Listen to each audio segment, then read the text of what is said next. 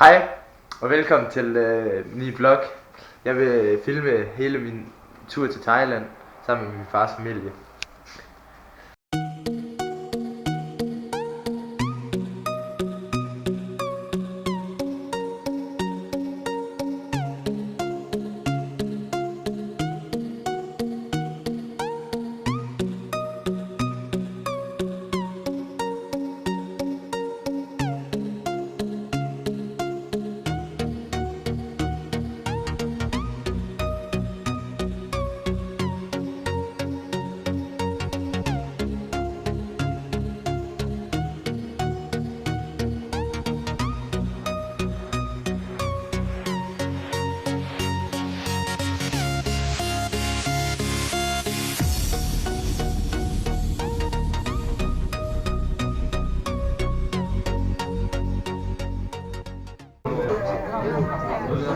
Jeg er i Københavns Lufthavn og venter på Dorte, Henrik og Lukas. Vi skal flyve til Phuket kl. 11.55.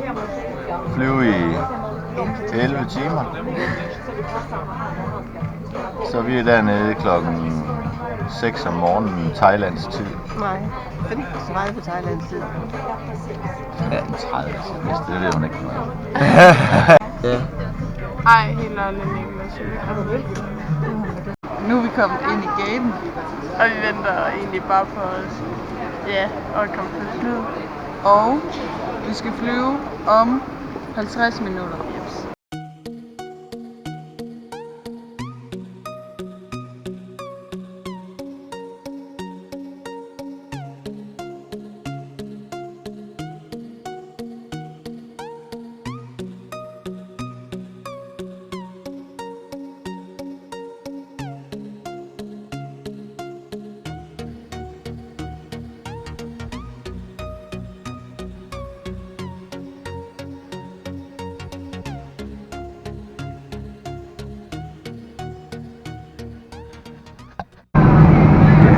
Ja, så er vi kommet tilbage. Så er vi ved at være halvvejs med turen til Thailand. Jeg har siddet her i flyet i cirka 5 timer snart. Så ja, jeg sidder bare og sender film. Det er lige før mad. Så er alle sammen her i flyet. Så ja, vi ses dernede. Så er vi kommet til Thailand. Og det heldigvis for jer, så skulle I ikke sidde i den 12 timers flytur, som vi skulle. Så der var I meget heldige. Ses.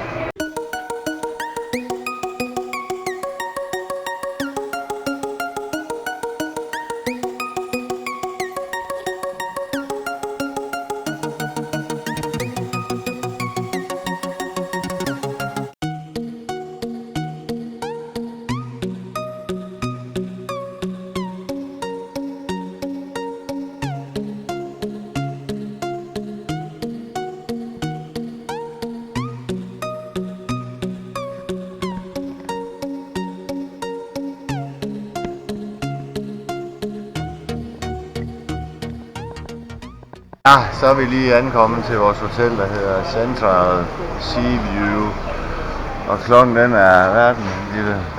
Han er 7 om morgenen. 8 tror jeg faktisk den er runden. Nej, vi har næsten ikke sovet. Jeg har da fået nogle billeder af dig, så... Ja. Så er vi kommet ind på hotellet, og vi har fået Badetøj på. badetøj og vores bagage er det egentlig. Opmagasineret indtil klokken 2. Vi får vores værelse klokken 2. Ja. Så er det. Glæder os. Vi over morgenmad. Ja, Klokken er snart 9. det bliver dejligt med noget at spise igen.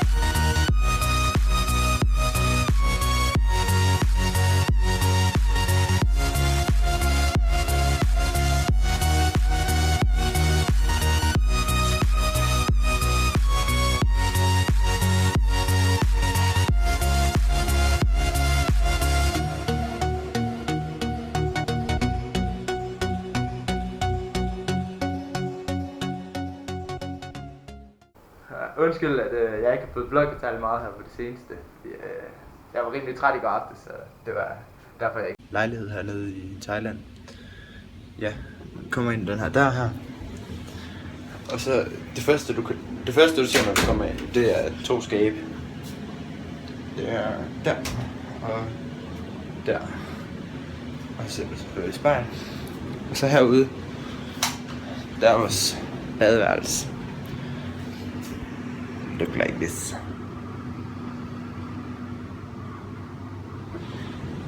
And så har vi vores seng her. Der sover bedste Oliva. Og derovre, der sover jeg. Det er bare sådan en seng til opbevaring. Og så det er sådan har vi vores tv, noget til at lave noget te eller kaffe. Noget, og så hernede har vi vores lille minibar. Og så har vi herude. Nå, kæsk. Men det smarte ved de her værelser, det er, at her har vi sådan en dør. Og der er der en dør. De her døre, de kommer så ind til det her værelse. Inden for det her værelse, der bor min far og Johanne. Og deres terrasse, den er helt med ind til vores. Og jeg kunne ikke lige få åben før ude på vores, så jeg får lov til at se deres. Og der er stemplet. Står 2 stole, som du kan se her. Og så sådan en å herude med en hel masse fisk i. Jeg ved ikke om I kan se fisken, men der er utrolig mange. Vi prøvede at putte en bolle ned til dem, det tog mindre end 2 sekunder før at den var væk. Skal vi så ikke ødelægge noget. Men deres badeværelse ser nøjagtigt samme ud som vores. Så jeg vil ende den her roomtour her. Så vi ses.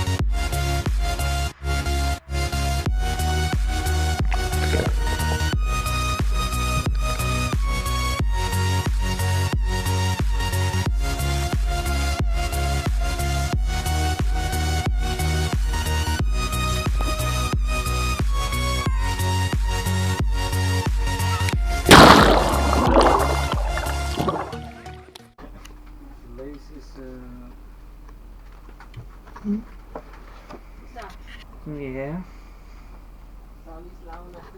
But I can put for you very good lining, not disco lining. Han snakker så dansk. Han har lavet jakkesæt til Nick and Jay. Shoulder 18, 18, 18, 1 8. How long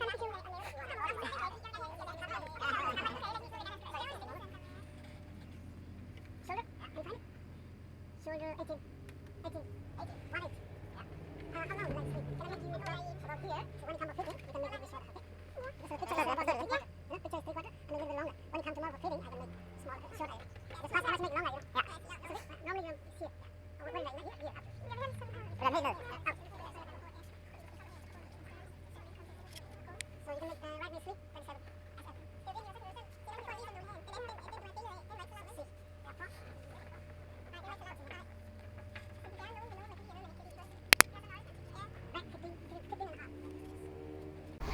What about for you? Tomorrow? Yes, maybe a soup for me tomorrow. Yes, sure. I make the best price. You make the best price. Yes. No. I have a year, you see today. You make I it can all. go. Oh, that's good. I show you. Yes, that's a good idea. Okay, monkey target. Okay, farvel. Farvel. Vi ses. Ja, vi gør. Vi følte ikke, at vi behøver så lede længere. Vi fandt den. Vi skal altid have grim suppe mere til vores sammenhæng derhjemme. Vi har faktisk fundet den. Hver gang vi er i et land, så skal vi have sådan en med hjem. De er godt nok fede nu også. Det der, det er vist den ø, vi kan svømme ud til, er det ikke? Altså kun Nyland. Må jeg lige se den? Vi behøver ikke lede mere. Det er den grimmeste souvenir.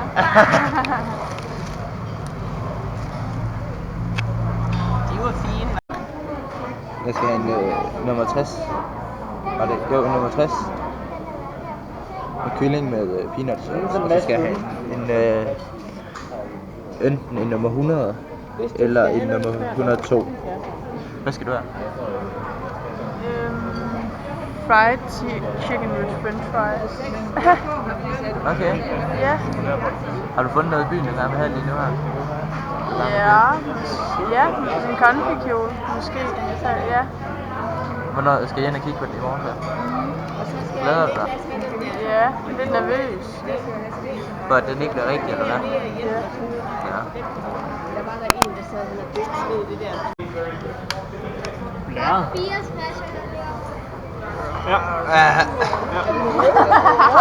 Lukas, du skal lige sidde med tallerken.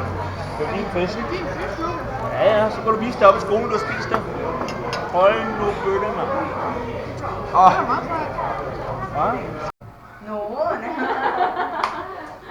Ja, hvordan går det så her? Ja. Hvordan skal jeg klippes? Det går rigtig godt. Det går godt. Hvordan går det herovre ved onkel Henrik? Har du fået sådan noget puder i nakken? Det ved vi ikke endnu. Ja? Can you do nail art on, small nail? Nå, hvad skete der så der? Nej, så fint. Hvad med dig, Niller? Jeg skal over og vaske håret. Hvad? Jeg skal over og vaske håret. Skal jeg over og vaske hår nu? Ja. Sådan, det skal vi da lige. Er det dejligt? Det er iskoldt. Og det er koldt. Det gjorde den. Godmorgen. Det er jo fantastisk at sidde her og spise morgenmad hver eneste morgen. Prøv lige så.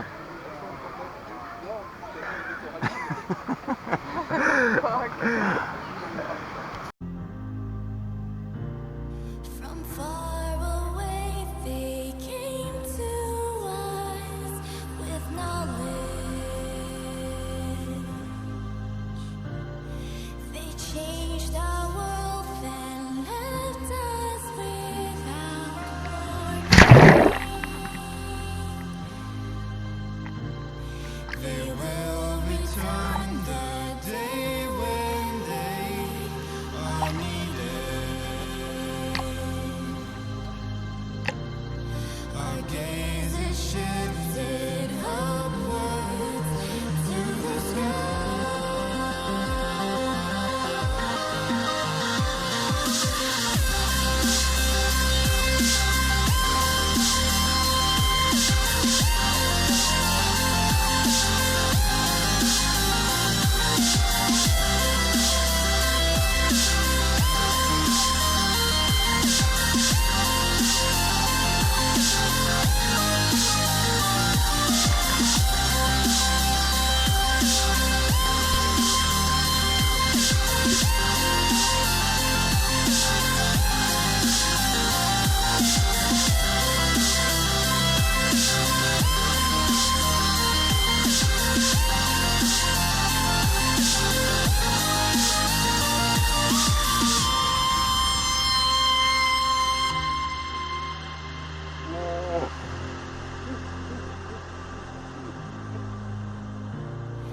We crave for knowledge far in the unknown.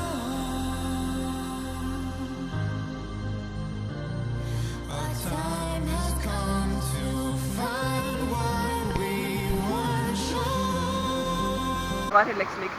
Nej, det gjorde jeg ikke. Nej. Men, men du kan da ikke passe dit tøj. Du kan ikke passe dit tøj.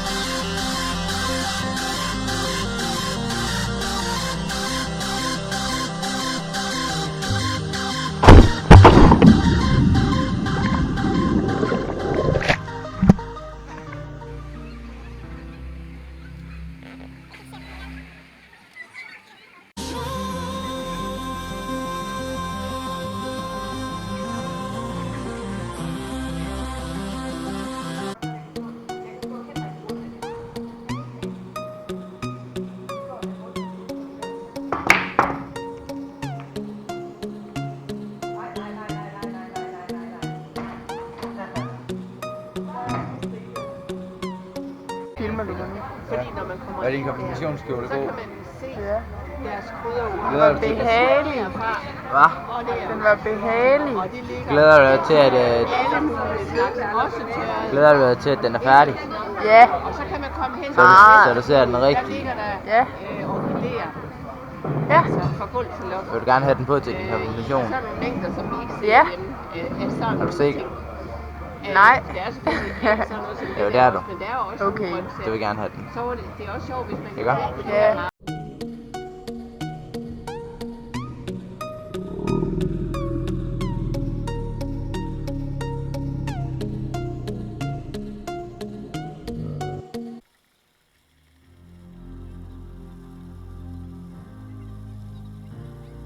From far away they came to us with knowledge.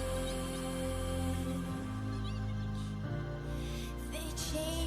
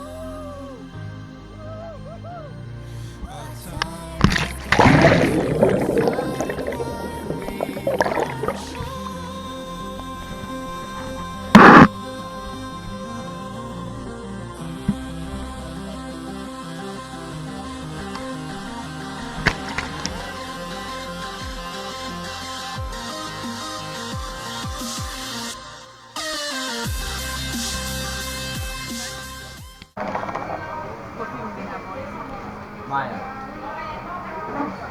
Nej, fordi du er jo lille... Nej, hvad laver du? Hun er jo lige byttet om på dem. Hun har også 5 point kun. Der er en dårlig mikrofon på her, Niklas. Jeg kan ikke høre, hvad du siger. Alle kan godt høre det så. Hun har byttet om på dem. Altså, man kan overhovedet ikke. Jeg vinder. Det er jeg i dag, jeg vinder. Jeg har sagt Maja. Niklas, hvad siger du? Vinder du også? Ja, jeg har lige slået Maja. Godt. Har du slået Maja? Ja. Okay, Dorte, der er blevet slået Maja. Niklas har slået Maja. Jamen, det er også fordi...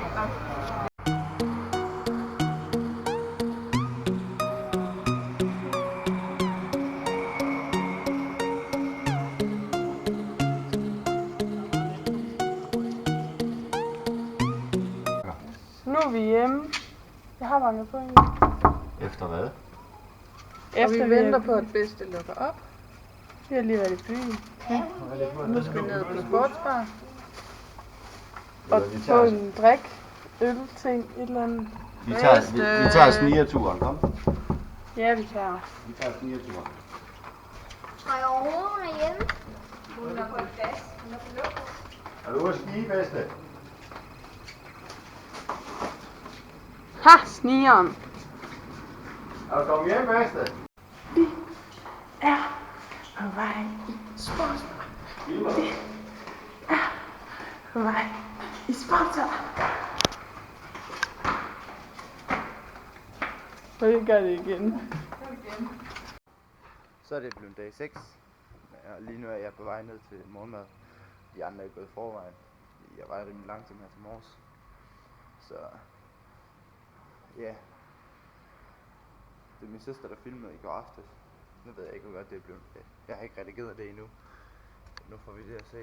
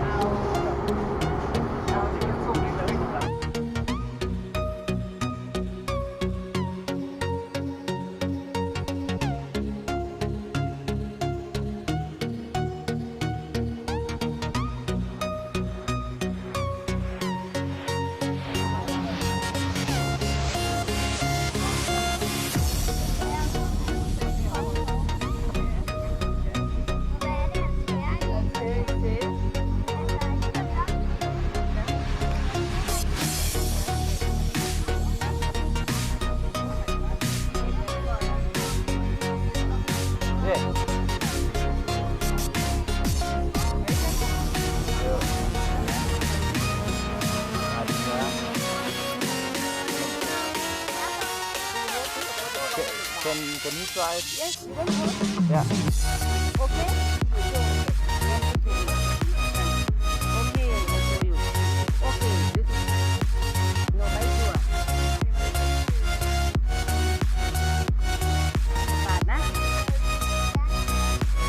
You want to have it all?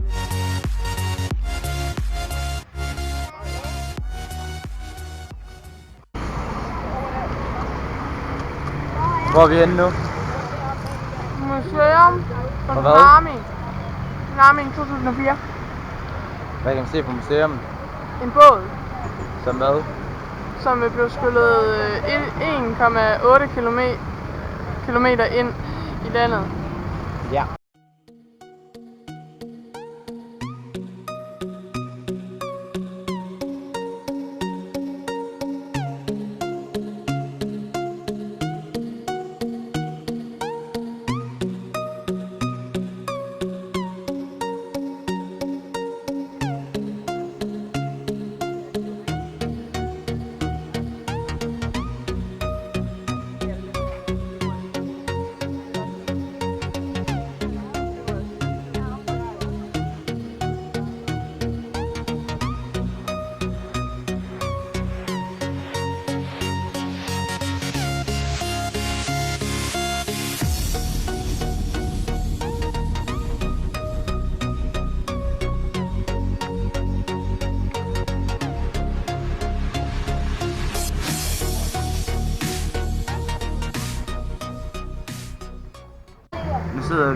uden for et museum for tsunamien, som skete i 2004. Og vi skal sidde og vente på, at en film den bliver færdig, som Lukas og Dorte og Liva de ser. Henrik han sidder over på den anden side derovre, og så venter. Og så når de bliver færdige, så tager vi en taxi hjem af.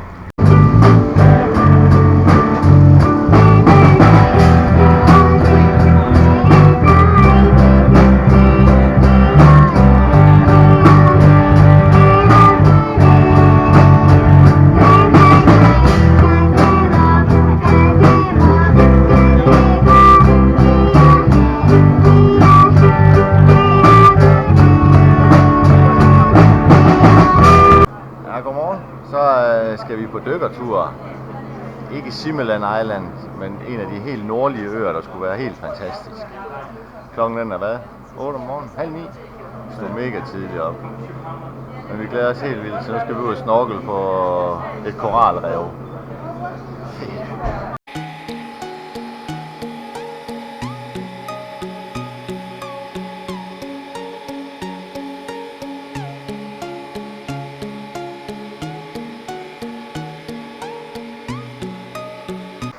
Filmer du? Ja, så er vi ankommet til Khao Sak. Kanon lækker bounty strand her den 24. december. Det er sgu mærkeligt, jeg skal ud og bade juleaften. Lige ved at få dykkerbriller og svømmefører, så skal vi ud og snorkel.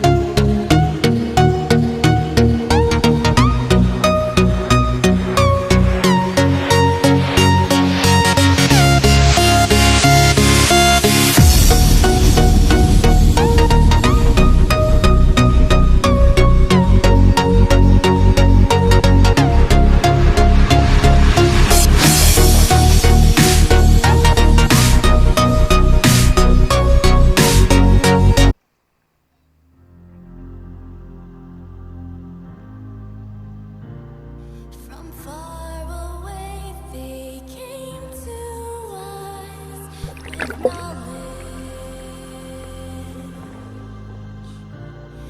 They changed our world and left us without warning. They will return the day when they are needed. Our gaze is shifted up.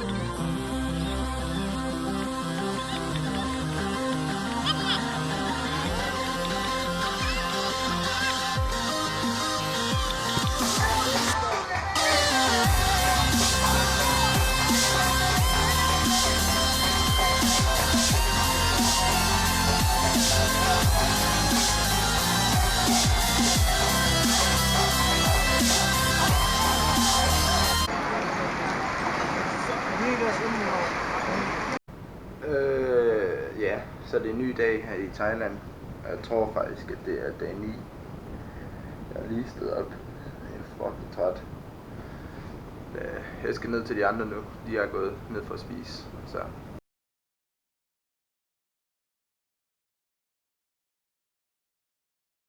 Ja, hej. Så er vi endelig kommet afsted på vores jungletur. Og det første stop, det er her ved Khao Sak. Der kommer nogle elefanter derhen, vi skal ud og ride på. Ind i junglen en times tid. Så, og så skal vi videre herfra. Jeg kan sgu ikke huske, hvad vi skal, men det ser vi senere.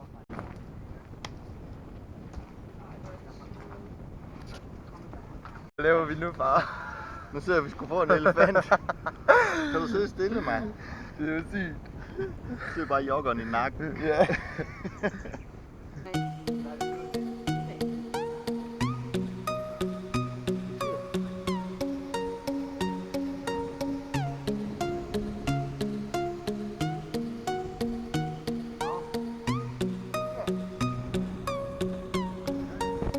Jeg tror snart, du får vand i hovedet, eller? Ja.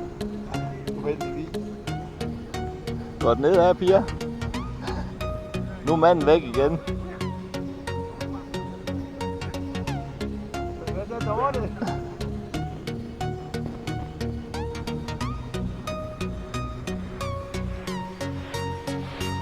Hvad så lige, hvad?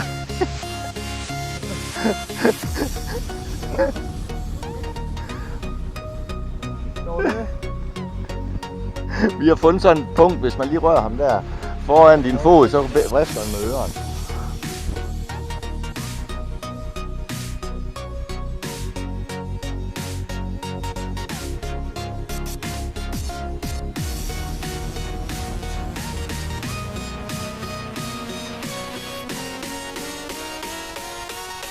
Altså Nella, hvordan er det at ride på elefantryg klokken 9 om morgenen?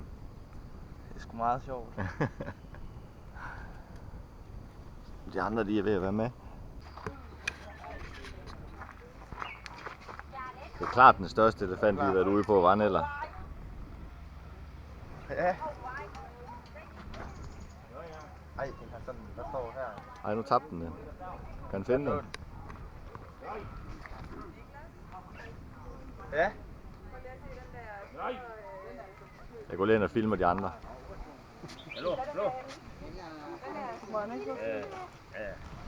Og du giver den en lige, hvad? Nej. Nej. Har du rørt ved snablen, Niklas? Prøv at røre ved snablen. Skal du ikke bestemme dig, når vi giver den mere? Nej.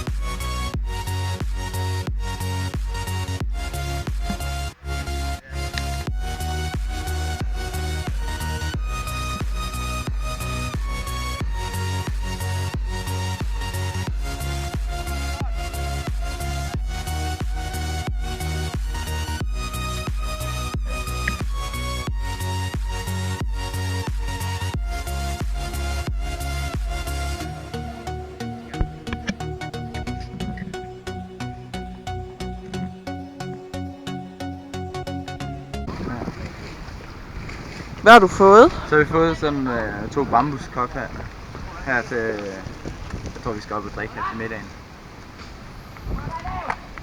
De er rigtig fine. Efter en times tur i kajak på floden. Ja. Ja.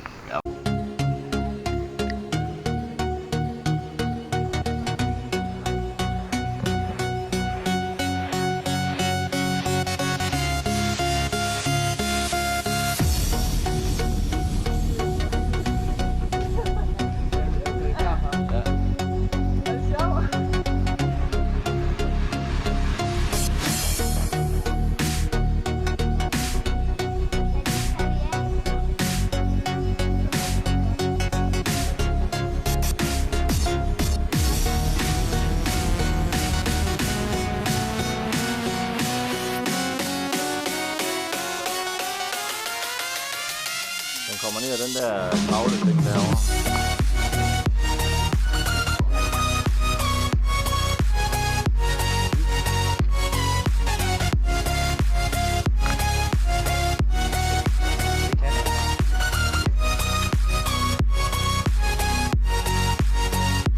Hvad så, Niklas? Han siger, det er verdens smukkeste udsigt. Det er rigtigt. Ja, det er meget smukt.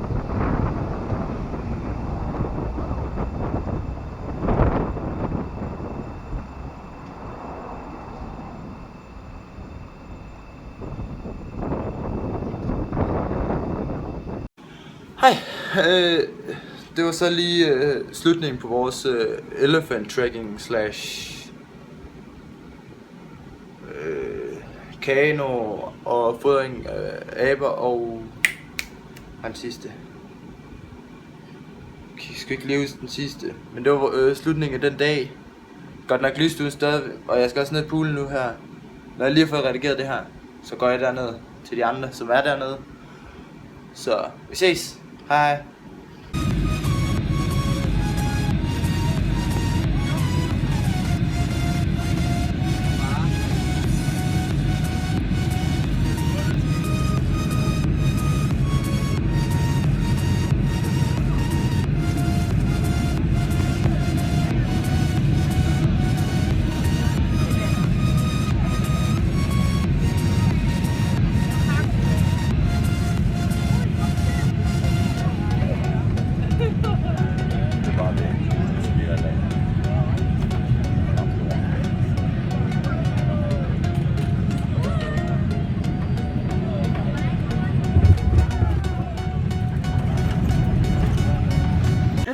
Det var så min Thailand-tur.